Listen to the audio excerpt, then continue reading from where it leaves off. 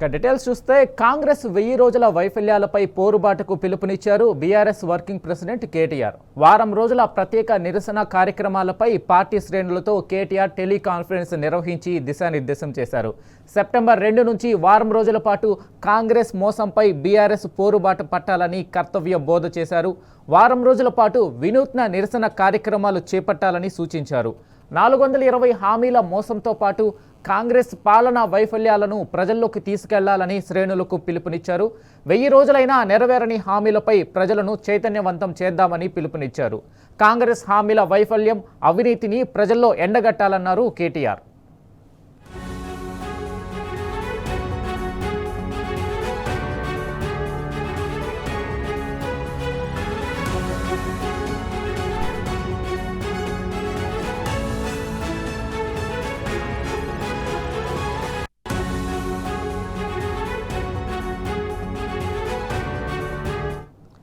దీనిపై పూర్తి అప్డేట్ మా ప్రతినిధి లివిల్ అందిస్తారు. లివిల్ చెప్పండి, కాంగ్రెస్ వైఫల్యాలకు సంబంధించి బీఆర్ఎస్ చేస్తున్న పోరుబాటుకు సంబంధించి అప్డేట్ ఏంటి?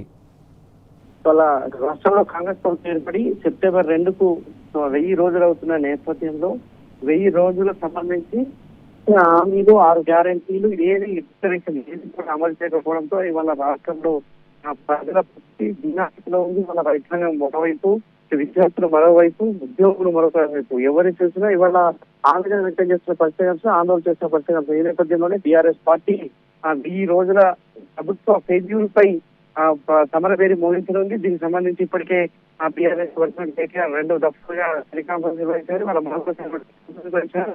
కాంగ్రెస్ 1000 రోజుల వైఫల్యాలు పోరుబాటు కేటీఆర్ పిలుపునిచ్చారు. సెప్టెంబర్ 2 నుంచి వారం రోజుల పాటు బీఆర్ఎస్ పోరుబాటు పడుతుంది. వారం రోజుల్లో వివిధ రూపాల్లో వినూత్నంగా నిరసన కార్యక్రమాలు చేపట్టాలని 420 హామీల మోసంతో పాటు కాంగ్రెస్ ప్రజలకు తీసుకెళ్లాలని కూడా ఈ సందర్భంగా నాయకులకు, కార్యకర్తలకు దిశానిర్దేశం చేశారు. అయితే 1వ తేదీన తెలంగాణ భవన్లో కాంగ్రెస్ ప్రభుత్వం వైఫల్యాలకు ఛార్జ్ షీట్ ప్రజల్లోకి 2వ తేదీ నుంచి వర్ష కార్యక్రమాలు చేపట్టింది. అయితే సెప్టెంబర్ 2 గ్యారంటీ వైఫల్యాలపై నియోజకవర్గ కేంద్రాల్లో ధర్నాలు, రాస్తారోకలు చేయాలని పిలుపునిచ్చింది. 420 హామీల మోసాన్ని గుర్తు చేస్తూ భారీ ఫ్లెక్సీలు ప్రదర్శన, ప్రజలకు బాకీ ఉన్న హామీలతో ఇంటింటికి బ్యాంకర్ల పంపిణీ చేయాలని కూడా ఈ సందర్భంగా పిలుపునిస్తూ సెప్టెంబర్ 3న రైతులకు పూర్తిగా సంక్షోభంలో కూలిపోయిన నేపథ్యంలో రైతన్నకు మద్దతుగా ఉండేందుకు వ్యవసాయ విధ్వంసంపై అన్ని నియోజకవర్గాల్లో రైతు సమస్యలు, సాగునీరు, విద్యుత్తు, యూరియా, బీమా, రైతు బీమా సమస్యలపై రైతుల సమావేశం నిర్వహించనున్నారు.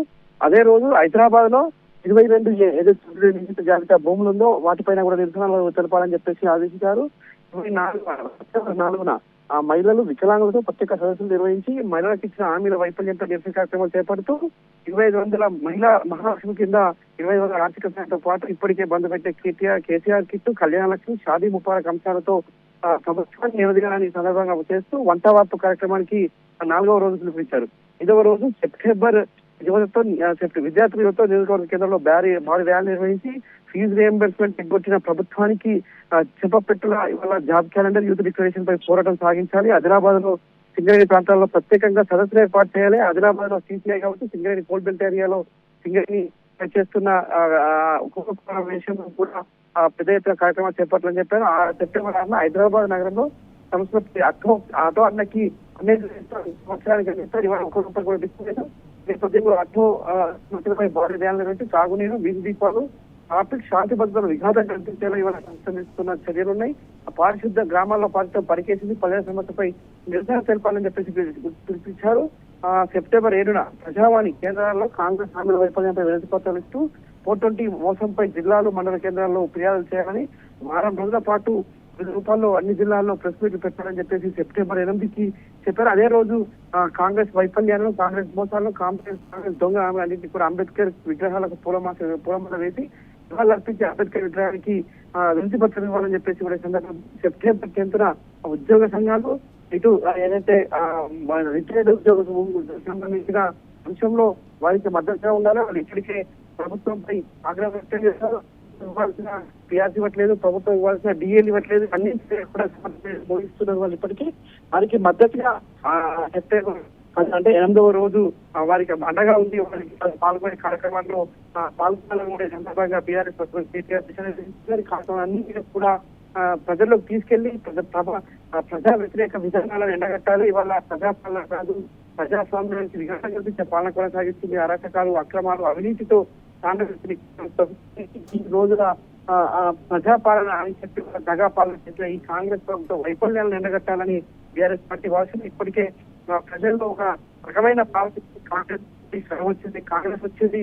వాళ్ళ కొనలేని పరిస్థితి వాళ్ళ కాంగ్రెస్ వచ్చిన తర్వాతే వాళ్ళ కేవలమైతుంది. రాష్ట్రం హైదరాబాద్ నగరం అంతా కూడా వాళ్ళ శాంతి భద్రతలు విఘాతం కలిగిస్తున్నాయి. వాళ్ళ జాబ్ క్యారియర్ పేరు మీద నిరుద్యోగ యువతను మోసం చేసిండ్రు. వాళ్ళ పిఆర్సీ డిఎల్ఎస్సీలు ఉద్యోగులను మోసం చేసిండ్రు. రైతులకు రైతు బీమా ఇవ్వకుండా రైతాంగాన్ని మోసం చేసిండ్రు.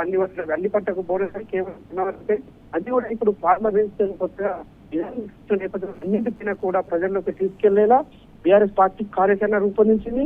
సెప్టెంబర్ 1న చార్జ్ షీట్ విడుదల చేసిన అనంతరం సెప్టెంబర్ 2 నుంచి రాష్ట్ర వ్యాప్తంగా పెద్ద ఎత్తున నిరసనలు తెలిపాలి. వీటి అమల్లో ఉండాలి, అది ప్రజలకు చేరువయ్యే విధంగా ఉండాలి. మహిళల విషయంలో కావచ్చు, రైతు బంధు విషయంలో కావచ్చు, కళ్యాణ లక్ష్మి విషయంలో కావచ్చు, బీడీ కార్మికులు కావచ్చు, ఇలా అన్ని వర్గాల ప్రజల్ని వాళ్ళ కాంగ్రెస్ ప్రభుత్వం వంచన చేసి మోసం చేసింది కనుక ఆయా వర్గాలకు చేరువయ్యే విషయంగా ఆయా వర్గాలకు అనుకొని వాళ్ళ పోరాటం చేయాలని చెప్పేసి బీఆర్ఎస్ కేటీఆర్ పిలుపునిచ్చారు. వెంకట్ ఓకే, రైట్, లీవిల్ Reddy, thank you for the update.